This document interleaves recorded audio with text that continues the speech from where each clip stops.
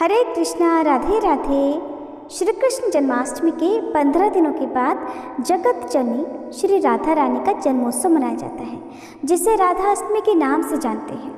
हिंदू पंचांग के अनुसार हर साल भाद्रपद मास के शुक्ल पक्ष की अष्टमी तिथि को श्री राधा अष्टमी के रूप में मनाया जाता है। राधा रानी श्री कृष्ण की प्रेमिका, परम सखी और प्रिय गोपी होने के साथ साथ उनके रोम रोम में समाई थी। श्री कृष्ण राधा रानी को अपनी अधीश्वरी, अपनी प्राण वल्लभा मानते थे। श्री कृष्ण अक्सर कहते थे, राधा मेरी स्वामिनी, मैं राधे का दास, जन्म जन्म मोहि दीजियो वृंदावन को वास। भगवान श्री कृष्ण द्वारा कही हुई ये बातें सिर्फ राधा रानी के प्रति उनके प्रेम और समर्पण को ही नहीं दर्शाती, बल्कि ये भी बताती हैं कि राधा रानी के स्थान को उन्होंने स्वयं से भी ऊपर माना है। कहा जाता है कि श्री राधा अष्टमी के व्रत के बाद ही श्री कृष्ण जन्माष्टमी का व्रत पूर्ण माना जाता है। इसलिए आज के दिन प्रेम पूर्वक राधा रानी की पूजा करें, उनके मंत्रों और आरती से राधा रानी की कृपा प्राप्त करें और आज के दिन राधा रानी की कथा भी अवश्य ही पढ़ें और सुनें।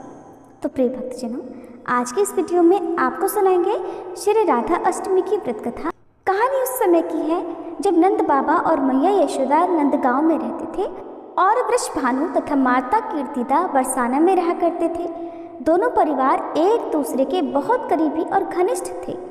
उस समय दोनों दंपतियों को संतान की प्राप्ति नहीं हुई थी, इसलिए नंद बाबा और महाराज वृषभानु ने पवित्र यमुना नदी के किनारे बसने का फैसला किया। यमुना जी बहुत ही प्रेममयी और दयालु है, इसलिए यमुना नदी के किनारे उनके पास रहने से हमें निसंदेह संतान की प्राप्ति होगी, ऐसा मन में विचार कर नंद बाबा गोकुल की पवित्र भूमि पर और महाराज वृषभानु रावल के यहाँ बस गए। बाद में श्री कृष्ण भाद्रपद मास के कृष्ण पक्ष की अष्टमी तिथि के दिन प्रकट हुए, जिसे हम जन्माष्टमी के रूप में मनाते हैं। भाद्रपद माह की अष्टमी तिथि को वृषभानु महाराज भोर के समय तालाब में स्नान करने गए थे, जिसे अरुणोदय बेला के रूप में जाना जाता है। उस समय उन्होंने तालाब के पास में एक दिव्य प्रकाश देखा। वह सुखद प्रकाश उनकी आंखों को प्रसन्न कर रहा था। जब श्री वृषभानु उस दिव्य प्रकाश के पास गए तो उन्होंने उन सुनहरे प्रकाश किरणों को एक चमकते हुए कमल से आते देखा। जब वे पास गए तो उन्होंने देखा कि चमकती हुई रोशनी उस चमकीले सुनहरे कमल से नहीं आ रही थी, बल्कि ये उसके अंदर उपस्थित एक अत्यंत नवजात शिशु कन्या से आ रही थी। उस कन्या को देखकर वृषभानु महाराज के प्रेम की डोर उमड़ पड़ी।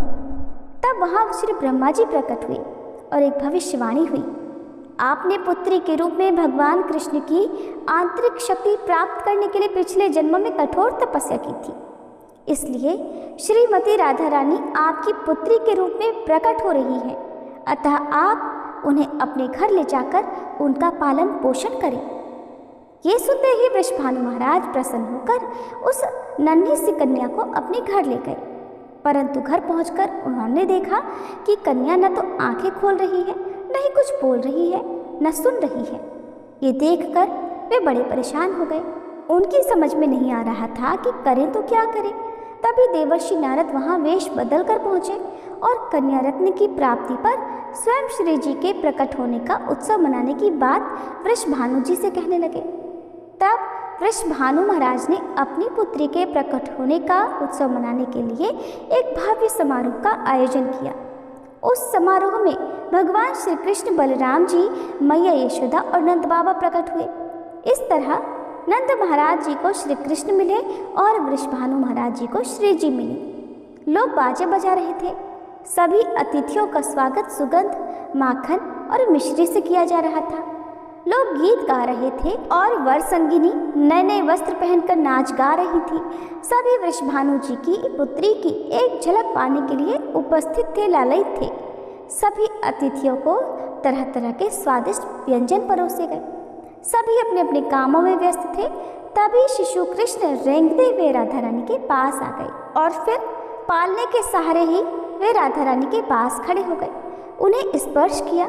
जैसे ही उन्होंने अपने पवित्र हाथों से राधा रानी को स्पर्श किया, राधा रानी ने तुरंत झट से अपनी आंखें खोल पड़ी और वे रोने लगी।